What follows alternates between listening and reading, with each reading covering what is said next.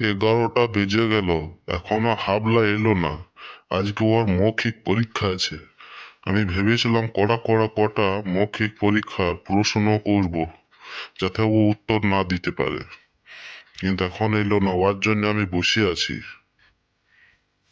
May I coming sir?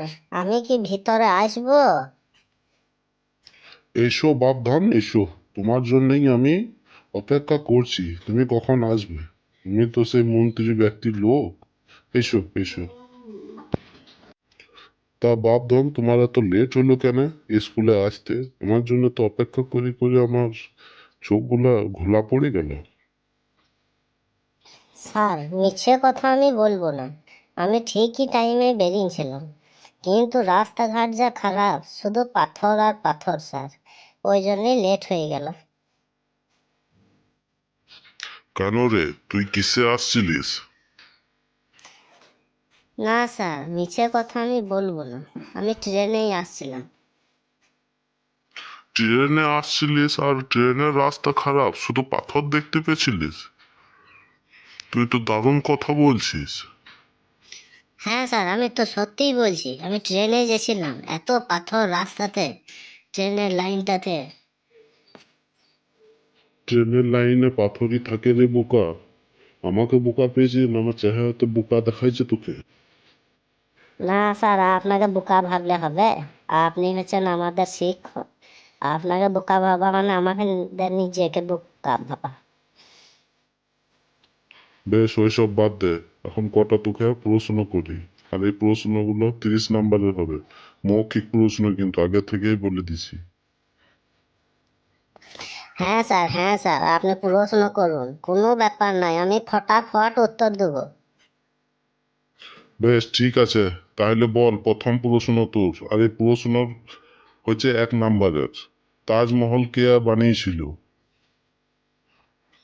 এত সোজা প্রশ্ন করলে হবে স্যার? একটু কঠিন করে করেন। ঠিক আছে, বলছি, তাজমহল রাজমিস্ত্রি তো বানিয়েছিল। ভুল উত্তর। তাজমহল রাজমিস্ত্রি তো বানায় নাই, শাহজাহান বানিয়েছিল। ও, আমাদের গ্রামে শাহজাহান কাঠমিস্ত্রি, ও বানিয়েছিল? ও আবার রাজমিস্ত্রির কাজ কবে থেকে করলো, কাঠমিস্ত্রি করতে করতে? আরে ওই শাহজাহান কাঠমিস্ত্রি লয়। এই শাহজাহান আলাদা, ইয়ে হচ্ছে বাদশাহ শাহজাহান। ও স্যার, তাহলে কি করে বলতে পারবো? আপনি চেনাশোনা রাজমিস্ত্রির নাম বলেন, তবেই তো বলতে পারবো। তুই থাম, তোকে আর বকতে হবে না। এবার অন্য প্রশ্ন করছি, তার উত্তর দে।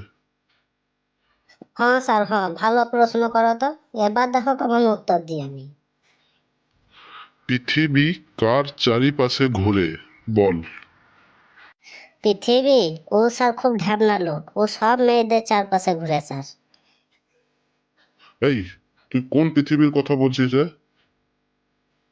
তুই কি আমার সাথে বান্দরামি করছিস নাকি? না স্যার, আমি বান্দরামি করি নাই। আমাদের ওই কুন্দাপাড়াতে একটা পৃথিবী বলে আছে, ও খুব ওরকম করে স্যার। ও স্যার পার্টির নেতাও বটে। আর মেয়েগুলো সব ওর কাছে বিচার চাইতে যায়, স্বামীর সাথে ঝগড়া করবে আর ওর কাছে যাবে বিচার চাইতে। বেশ, বাদ দে। তোকে এবারে 3 নাম্বার প্রশ্ন করছি। এই উত্তরটা যেন ভুলভাল না দিস, আর না হলে তোর উপর খবর আছে। স্যার, খবর যদি থেকেই থাকে তাহলে আনন্দবাজার থেকেই দিবেন স্যার, অন্য কোনো পত্রিকা থেকে দিবেন না। তুই কি চুপ করবি, না খাবি কিছু? না স্যার, মানে এখন খাবো না, বাড়ি থেকে খেয়ে দিয়ে এসছি। একটু পর দেবেন, তাহলেই খাবো আমি। খাবার? আমি কোন খাবারের কথা বলছি এখনো তো বুঝতে পারিস না? দাঁড়া দাঁড়া, দেখছি তোকে। চল, 3 নাম্বার প্রশ্ন বল।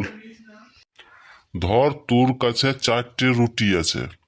তুই 2টো রুটি খেয়েছিস, আর 2টো রুটি কেউতে নিয়ে পালাইলো, মানে কাক নিয়ে পালাইলো। তাহলে তোর কাছে এখন কত কি পড়ে রইলো?